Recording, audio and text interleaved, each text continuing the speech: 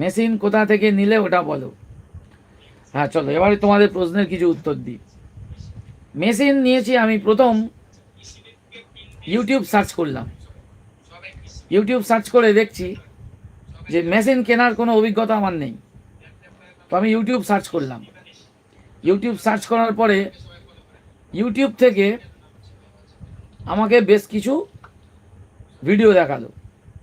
Video দেখার পরে এখান দিয়ে ইন্ডিয়া মার্ট, ইন্ডিয়া মার্ট বলে একটা ওয়েবসাইট আছে, তো ইন্ডিয়া মার্টের সন্ধান পেলাম। ইউটিউবের সামনেই আমাকে অ্যাডস আকারে এসেছিলো ইন্ডিয়া মার্ট। তো আমি ইন্ডিয়া মার্টে একটা রেজিস্ট্রেশন করেছিলাম। ইন্ডিয়া মার্ট রেজিস্ট্রেশন করলাম। রেজিস্ট্রেশন করার পরে ওখানে আমার কিছু রিকোয়ারমেন্ট, একটা ফর্ম ফিল আপ করতে হলো।